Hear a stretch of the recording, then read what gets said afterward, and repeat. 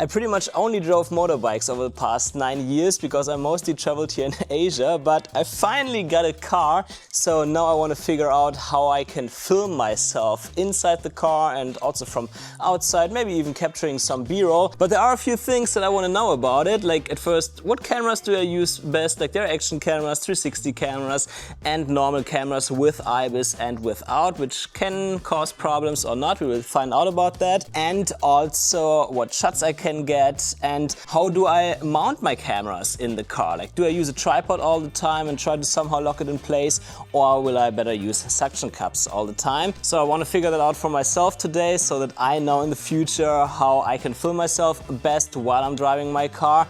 And I thought I might also share that with you so that you don't have to run all those tests by yourself. So I would say let's start with tripods here, because it's the easiest way. You don't have to really buy anything unless you don't have a tripod. So yeah, let's start with that.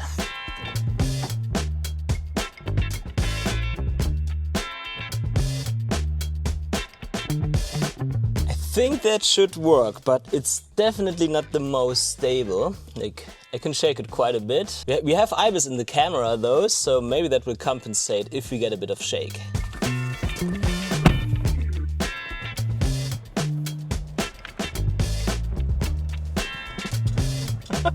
Okay, we got the first bump directly here from the road.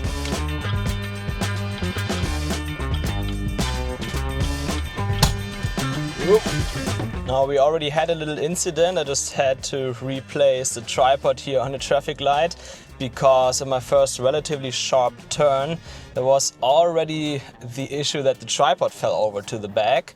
And I think that was mainly because of the cushion of the seat. It was a bit too soft, so the tripod shaked. And that's not safe. Like I nearly crashed into the side of the road because I wanted to grab the tripod. Obviously, I'm worried about my camera. That's why I don't feel confident using the tripod. There is one more I want to try though from the back. It's not for talking head then, it's just for some B-roll shots, for filming myself. But honestly, I think it would be better if you just pick up a friend and give him the camera to film you from the back. That will likely be the safer one and also a bit easier. It saves you some time. But well, just in case you don't have friends or so, then let's see if that would work here. Yeah, you see I'm leaning it back that far now, because then I can be absolutely sure that it won't go, at least not forward. I mean, if it goes backwards, I don't care. It won't break if it crushes against the seat, but it will at least not go forward. Important, you might want to fold your screen in. That was definitely a lot safer, like you see, that couldn't go forward or so. So definitely place your tripod right in the car. However, it was also a pretty standard shot. I think I could also set up one shot here to film like cross over the car, simply by maybe making that a bit shorter here and placing the tripod somewhat like that. But you see already it becomes less stable. So definitely drive slow if you do something like that. However, on the back it's also not too much of an issue, especially on the side. However, I have to say I found tripods quite cumbersome. I think the only advantage really is that you usually have a tripod already, so you don't have to spend any money. But there's another tool that might be a bit more convenient. I never used it before, so let's find that out.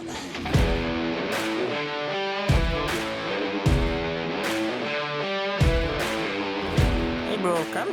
Now the other way is suction cups, and Small Rig sent me one of those here, one of those packages to test them. So you can see there are like 4 suction cups in it and also a bunch of magic arms, or however you call them, clamps. And you can also purchase those suction cups separately. Like you usually don't need 4 of those. Actually, even with bigger setups, you only need 3 essentially to like mount your camera. But they packed the 4th one here for like super long lenses, like a 70-200 or so, to stabilize that a bit more. However, I will only use 3 here for my main camera setups. But before I do that, I first want to test it with action cameras and generally smaller setups, because there you usually just use 1 suction cups. I think they also have a system where you have 2 in 1 included, and that's specifically made for small cameras and also for action cameras. So I want to test it out first and inside my car, because if it falls down from the window or so, it's not really a problem. It just lands on the seat and the camera won't get damaged. But after that, I want to try it with all three, because I don't really feel safe or confident only putting one suction cup for my big cameras like the Sony A9 Mark III and A7C Mark II or so outside the car, because if it falls down, you know, it's a problem. But according to their description, it would also be possible to even mount smaller mirrorless camera setups, especially APS-C ones with lighter lenses, perfectly with one suction cup only, as long as you only drive a maximum of 80 kilometers per hour. And of course, I will not drive faster than that. Anyway, let's start first by trying a shot with the Insta360 X5. It's a bit lighter and I will do it inside, so just to get my first experience with it. So I will start with that by cleaning the window a bit, because you always want to have a clean surface that no air can get into the suction cup. Microfiber would be better, of course, but of course I forgot it. Yeah, I had to bring so much stuff for this video, so it's fine if I forget something. What's nice about those things is, can you see that? There is this little white ring here, and when you put that inside, as long as the ring is not visible, it is safe. If you see the ring looking out, you might want to readjust it, because that means that there's not enough vacuum in there. So I think that's a great mechanism. It's not like electronic or so like some others are, but therefore it's also a bit more affordable. So let's try it out. I think it's best if I do it like that, because you want to put it in a direction where it's easy to attach the camera with that rail slider here. We'll see that in a second. So press it against the window hard. And then you want to press that little pin here a couple times inside to get all the air out. So yeah, that feels solid. Let's mount the camera. So that's how it looks on the Insta360 X5 now. I'm using the 8K 360 mode. I could get a bit better quality by using a single lens mode, but I think it's fine now. Maybe you can also animate that a little bit in post.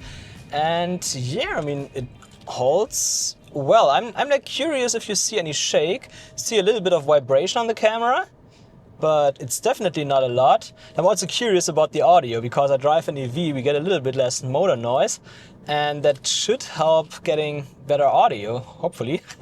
And yeah, I think with a small 360 or action camera like that, it's also definitely a bit safer in the beginning. It's now like that looks stable. Like I was shaking a bit on it and that doesn't come down, but I see the knob is already a bit farther out than it was before. It's not where the white line appears, but it is not fully in anymore. So this is definitely something that you want to have a look at always before you start, because the knob might get out a little bit. Anyway, we're reaching the end of the dam quickly, so I think let's switch to an actual camera then and try it also here against the window.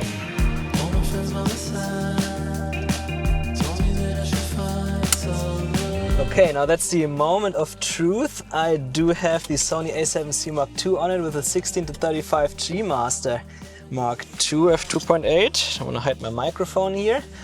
And it looks good, like it looks stable. The stick, the pin doesn't look out, so it should be a stable setup, hopefully. Otherwise it will fall down now.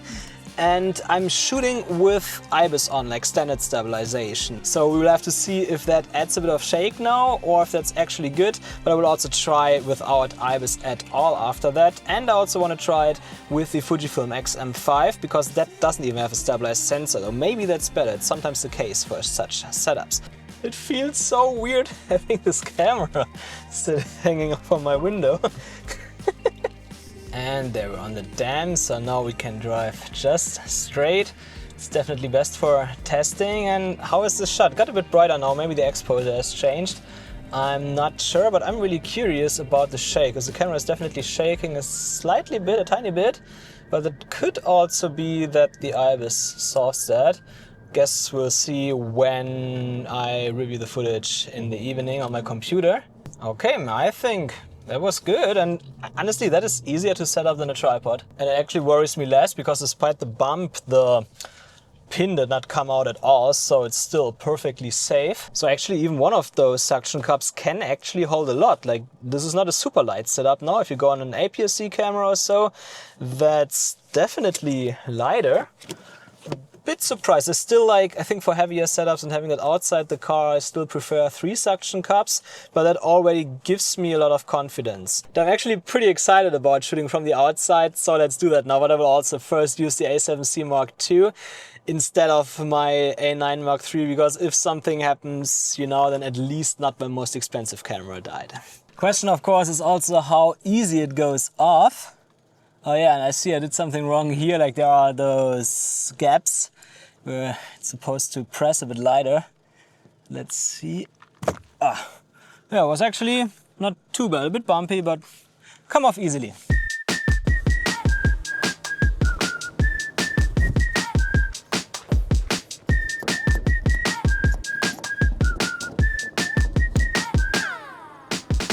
Okay, I'm really not sure if you can see me well. I think like in the middle of the day, around 1 p.m. it is now, it might be a bit problematic to see me because the sun is just straight above us.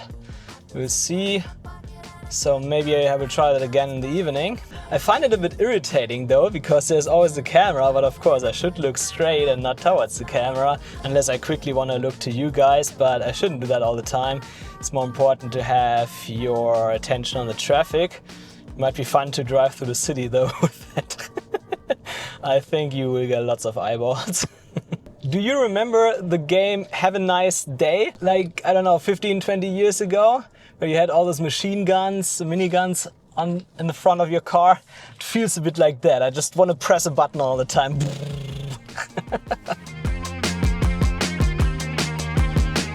That's not looking so good for the rest of our shoot. So another day I gave it another test for the polarization, and I have to say I'm still not really happy with it, but that might be because I used ceramic shield on my car, which is better here in Thailand, but for such shots definitely not. So I think if I want to film a roll of myself while I'm driving a car, I would place the camera inside. It's a lot easier, at least with the setup that I have. And when it comes to IBIS, I have mixed feelings. I feel like when I have IBIS on, there's a bit of wobbling in there, etc. It doesn't look that nice. But when I have it off, I feel like there was quite a bit of shake in there and also motion blur, which means that it's really hard to get it right. That's why I would also say let's try it with the Fujifilm X-M5 here now, because that doesn't even have IBIS at all. So maybe we get better results there. I have to say it won't be a fair comparison because I don't have a 67mm ND filter with me right now, so we won't get that motion blur effect. However, we will still be able to see shake.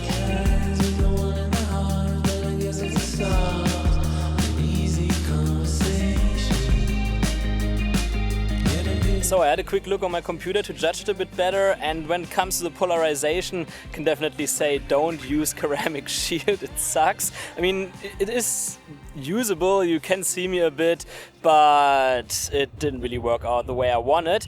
And when it comes to stabilization, I think on the A7C Mark II it didn't really make a big difference if I had IBIS on or not.